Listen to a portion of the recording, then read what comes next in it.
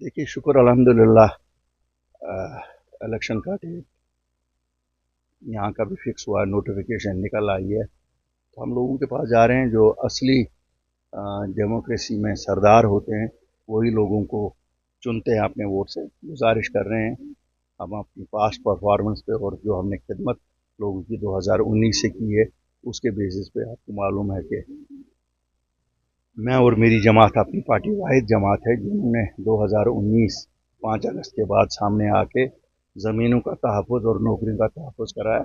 इतने सारे मसले हैं, 3-3.5 हज़ार लोगों को रहा करवाया। और मुझे उम्मीद है कि अगर हम पावर में आते हैं तो जो नौजवानों की पकड़ दकड़ है उसे बंद कराएंगे और जिनके खिलाफ FIR कटे हुए हैं थानों में बुलाया जाता है, एक जनरल एमनेस्टी ऐलान करेंगे। आपने हमारा मैनिफेस्टो में देखा होगा, अपनी पावर हम दे रहे हैं। 300 यूनिट गर्मियों में, 500 यूनिट सर्दियों में, old age pension, window pension हम 1000 रुपये से 5000 रुपया करने जा रहे हैं। 2 लाख सरकारी नौकरियां, और जो अनएम्प्लॉयड ग्रेजुएट्स हैं या पढ़े हुए लोग हैं, बच्चे और बच्चियां, उन सबको हम स्टेपन देने की अपने मैनिफेस्टो में वादा बंद है। इसी तरह से काफ़ी सारी चीज़ें हैं। उज्ज्वला गैस स्कीम में जिनको मैंने 4 सिलेंडर फ्री उनको दे दिए। School, health services, water works, बाकी सब एक वर्ल्ड क्लास इंफ्रास्ट्रक्चर उसके लिए कायम करेंगे। देखिए, हम तो किसी अलायंस में हैं नहीं, न हम किसी पार्टी को सपोर्ट कर रहे हैं, न किसी पार्टी से हम सपोर्ट ले रहे हैं। ये ज़रूर है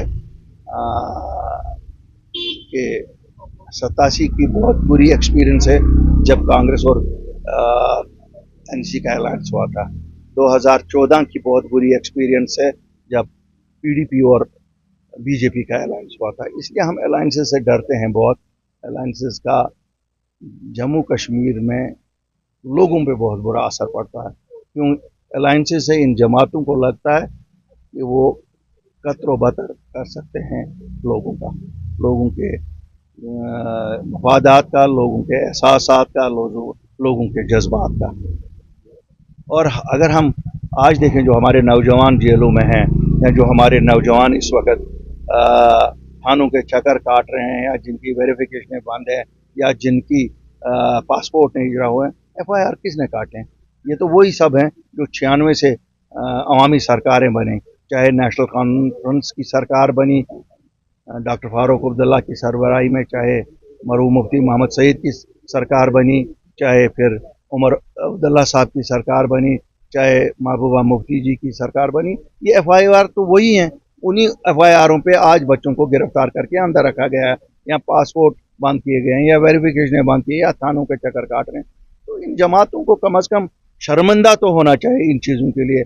हर बार बोला कि हम ये FIR वापस लेंगे, लिए नहीं, लेकिन अल्लाह के फजल से हम वादा बंद हैं कि अगर हमारी जमात पावर में आती है 30 सितंबर का कट ऑफ डेट करके हम आम माफ़ी का ऐलान करेंगे।